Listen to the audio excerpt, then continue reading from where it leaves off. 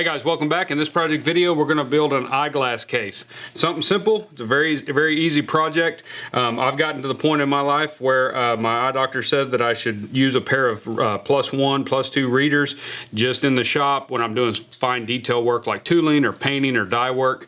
But it also comes in real handy being able to read my sewing machine needles when I want to change sizes. So I've gotten to where I use them a little bit in the shop. Problem is they get scratched up. They're thrown around the bench. They kind of just walk off and wander around, so I thought that'd make a really neat, quick, easy project to make just a very simple little pocket that these readers can slide in. We do offer a pattern pack for this project, as we always do, but remember that these are designed more for a pair of readers. I don't know, prescription lenses or even a pair of sunglasses, certain sunglasses and stuff probably will not fit in here. This is just a very simple little eyeglass case. The first one I made it a little narrow, and this pair here in particular fits in here fine. It's a little tight, but they fit, and so we decided to go ahead and make it a little wider. One of the things that I noticed with this is that when you're sliding these in, if you'll give it just a little bit of a squeeze, they slide in very easily. There's no gusset, there's no flap, there's no snap or closure. It's just a very simple little pocket. So let's hop right in the video and show you how to make one of these right quick.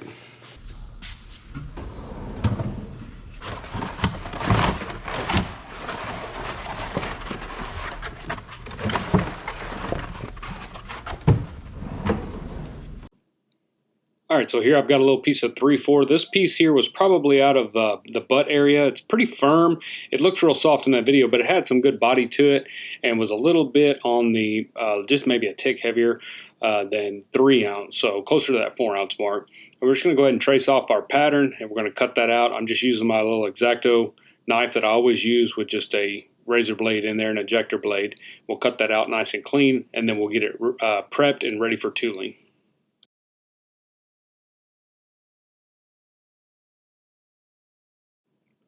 Now, if you're new to our channel and you're wondering what the blue painter's tape is for, that's just the same stuff you get at the hardware store, and all that is for is so that it doesn't stretch out while we're tooling it, because leather has a tendency to stretch, especially thin leather. So we want to go ahead and use either that or box tape or something to keep that leather from stretching out of shape.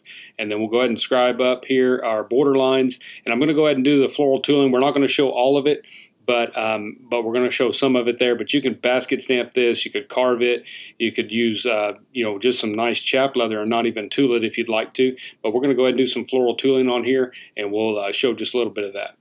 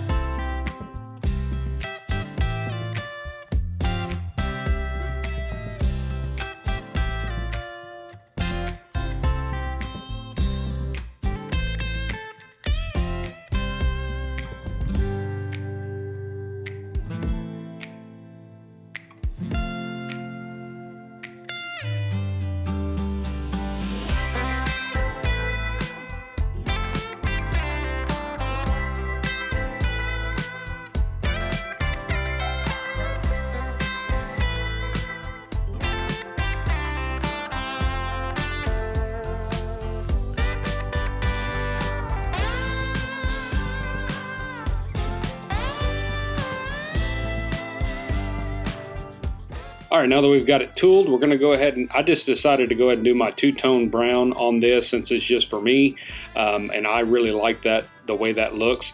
So we're just using some Five Beans Pro oil dye here, and it's just, I think they just call it Pro Dye now, but it's dark brown is the color, and I'm just using a very long, thin brush. You don't want to use a little bitty short brush.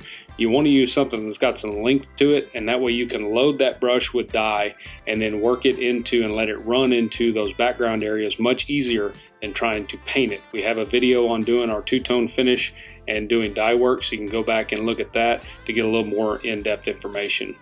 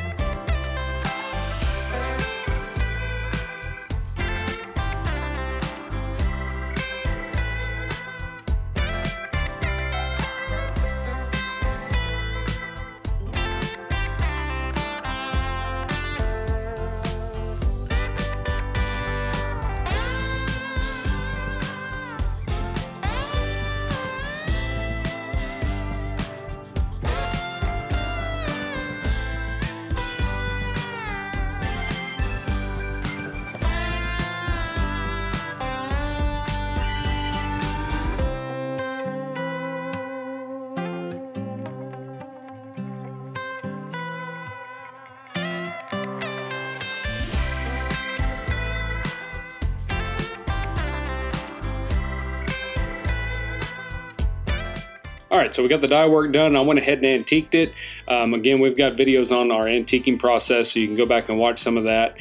But we went ahead and oiled it, sealed it with tan coat, then put our 5 beans antique paste on there, and then worked it out, and then went ahead and went back on with a final coat of tan coat. So this piece is virtually done and completely finished. So now we'll very gently pull that tape off.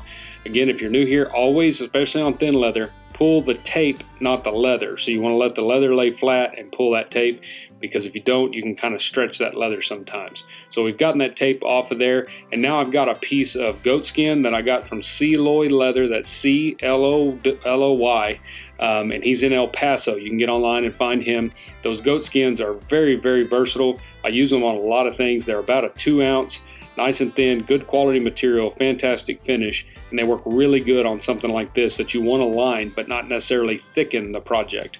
So we're going to cut us a piece of that. That's a dark brown is what I'm using there. And so we'll just make sure that we've got plenty to work with, and we're going to put contact cement on here and glue these two together. We want to get a good bond. So I did do 2 coats in the shop when I did this. So you want to put 1 good coat on, let it get tacky, go with your second coat, let that get tacky, and then they'll be ready to join together. So now this here, it's dry, it's got a little tack to it. We're just going to go ahead and put that down on there. Be sure you've got it centered up, and then we'll use a glass here in a minute and just get a good bond on that whole piece and make sure that glue is stuck down really well.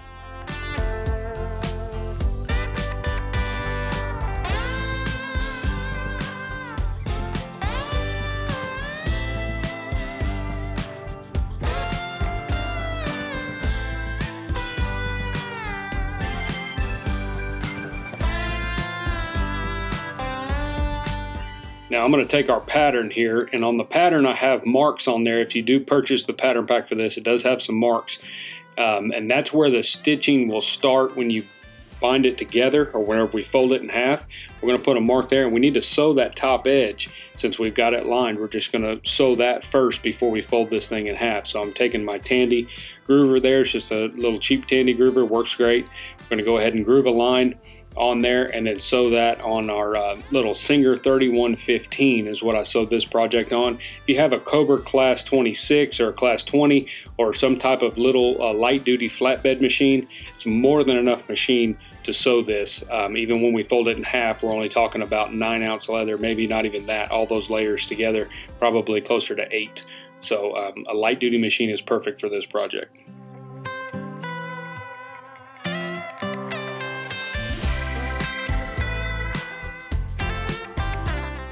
So here we are at the 3115. It's just a little boot top machine. I think I'm using a 96 thread on there, and we're just sewing the top because we won't be able to sew that once we fold it in half. All right, as you can see there, we just got the top edge sewn from mark to mark. And now we're going to take a nice pair of shears. You could use a razor blade if you want. This material is thin enough. I just use a nice pair of sharp shears. We're just going to trim off all of that feather and get a nice good trim on there, and we'll be ready to glue this up and fold it in half.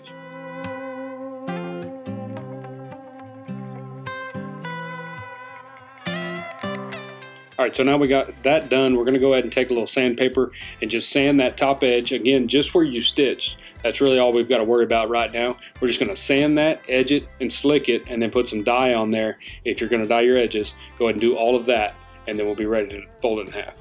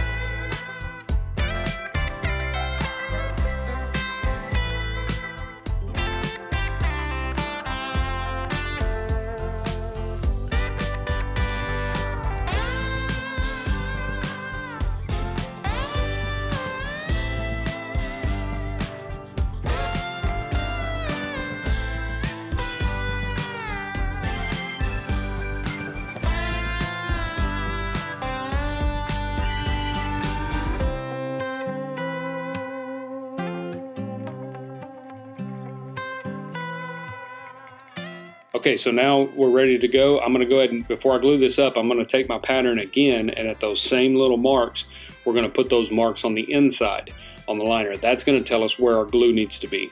And we'll do, I did one coat on this and it was plenty to hold it, but if it doesn't feel like it's sticking real good when you go to bond those two surfaces, go ahead and use a second coat. But one seemed fine with the contact cement I'm using here.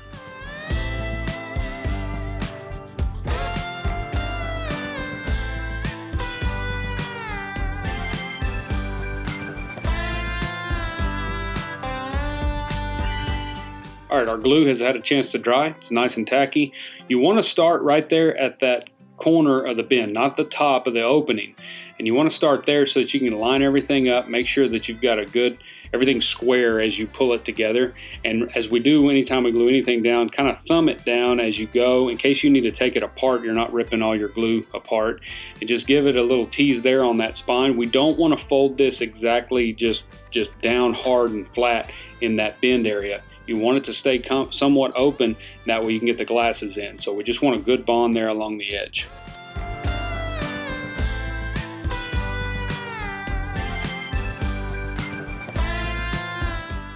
And now here we'll do the same thing. The groover should already be set to the right size, and we'll go ahead and groove us a line there, and we'll sew. When you sew this together on the machine, overstitch those original stitches we did at the top right there. You want to go ahead and overstitch about 2 or 3 stitches. You can go past those. That'll just bind all that together, tile those stitches, that junction all together. And again, I'd sew this, even this part here on that little machine. So again, a light duty machine or hand stitching. If you prefer, you could very easily hand stitch this project. All right, so now that we've gotten that sewn, we're going to go ahead and sand that, get a nice flush sanding on that edge. It's going to be a little thicker material with all those layers. And then we're going to take a number 3 edger, which is going to be a little bit heavier. We used a number 2 for the top portion. This being thicker, we're going to bump up to a 3. And then we'll go ahead and just slick those edges and dye them. And this thing will be pretty well done.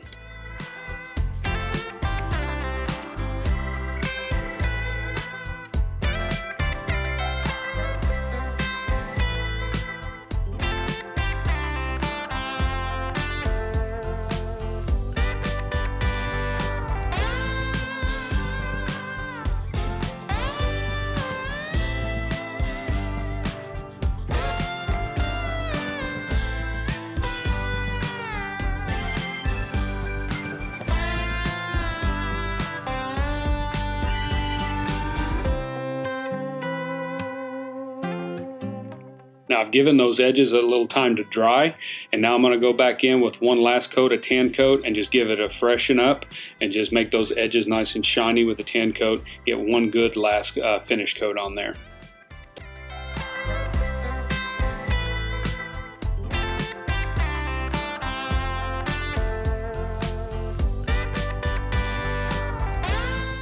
And there's our finished case.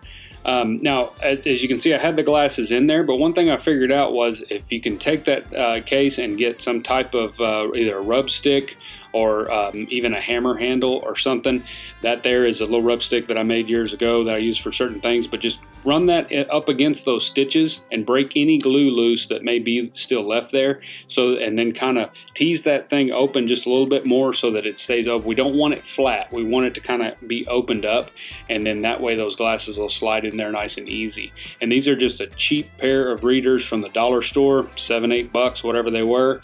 And you can see how easily they slide in there.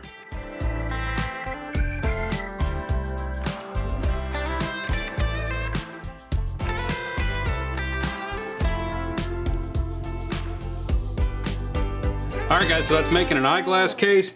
As you can see in the video, it's not very hard to make at all. They're pretty simple. This is also a great project to be able to put some of that 3 to 4 ounce scrap leather that you might have in a bucket or a box or something like that under your bench. It's a great project to put some of that to use. The only thing you want to do is, if you're digging through scraps especially, is be sure that you're picking out a piece that's pretty firm, because especially if you're going to tool it, you want to have it have some body so that when you're tooling that, it just doesn't try to stretch all out of whack. If you are going to not line this, if you're going to make one of these and not line it, you can definitely do that. I think the inside of just the machined leather, like a say 4 or 5 ounce, I would go a little bit heavier. And if you're using it unlined, it might scratch the lenses on the glasses a little bit more. So I would probably opt into going ahead and lining that with a 2 ounce goat skin. But try to keep that weight around 5 ounce or so on the finished piece when you're done with it, because you definitely don't want to make it too heavy. It'd be hard to get the glasses in and out of there. But it's a great little project, easy. If you're just starting into leathercraft and you're wanting kind of a different project than what's out there, I think an eyeglass case would be something simple to give a try. And you can hand stitch this very easily. You could bug stitch it. You could do a lot of different things with one of these and tool a lot of different options on there. As far as the tooling, we do offer a printed pattern pack as well as a digital pattern pack for this project, just like we do on all of our project videos. This pattern does print out on 8.5 by 11 sheets of paper, so there's no need to carry it to a print shop or anything like that. As long as you have a home printer, just a regular desktop printer, it'll print out fine on regular paper. But we do offer a printed version. If you don't have an ability to print, you just want us to mail you a copy, we can do that. But if you want the digital version, you can certainly buy that on the website, download the PDF file, print that out, and you'll be ready to go, and you can save on the shipping and wait time and stuff like that. If you do get the digital one, as usual, be sure that you print this 100% or actual size. Don't let your printer scale it to fit or fit to page or anything like that. And be sure and print just the first page first, and make sure that these measurements are correct when you print it out. If they are, you can print the whole thing. If not, you may have to bump it up or down on your scaling to get it to print out the right size. As far as the tooling patterns on here, there's 5 different tooling patterns, which is actually probably more like 10, because what I did on this particular pattern pack is I went ahead and did a fully tooled version. Since it's smaller, we did a fully tooled part here, and then for each pattern you also have an accent option if you would rather just do some geometric stamping or cross hatching or something like that. Then but you want to add a little bit of floral, then we've got this accent portion here. And so every pattern in there's 5 different patterns. Each one has an accent option as well, so if you don't want to tool the whole thing. But like I said, we offer it in the digital version you download, as well as a printed version that we send out. And also for this project video, we're offering our first acrylic template for this pattern. I know a lot of you guys out there like to use acrylic templates. They're really popular, and so we've done the belt jig. That's the only acrylic template that we've done up to this point. And so I thought on this one, it's a really simple one. We'll go ahead and give it a shot and see how they do. But we did have a bunch of these made, and we can get more made if we need to. But this is the acrylic template for the body of the eyeglass case. And it's got on there just suggestion for weights of leather, but it's also got your stitch mark on here where you can mark where your stitch line is going to start and stop there on the side. But if you like using acrylics and you'd prefer to have one of these as well, you can get this. And when you buy the pattern pack. If you want to go ahead and purchase this as well, you certainly can. And then you've got an acrylic, and like I said, I think they're handy. I've started using more and more acrylics in the shop, just on certain little projects and things that I've gotten from Aaron, or I've bought some of his acrylics at a show, and Claudia and I really like using them. They are a lot easier than trying to use a paper pattern. They last a lot longer than a paper pattern. So if you want to get that, that's on the website as well. As usual, we'll put links down in the description to all these products. I hope you enjoyed the video. I hope you'll give this project a try. If you're new to this channel, be sure and hit the subscribe button. And if you're new to leatherwork, give this project a try. It's really simple. You don't even have to tool it if you don't want to. You could just get you some scrap chap leather from Tandy Leather locally there near you, or Hobby Lobby, and you can make one of these real simply and practice some stitching and make you an eyeglass case. I appreciate you guys watching. Be sure to go to dgsaddlery.com, sign up for the Leathercraft newsletter, and we'll see you all in the next project video.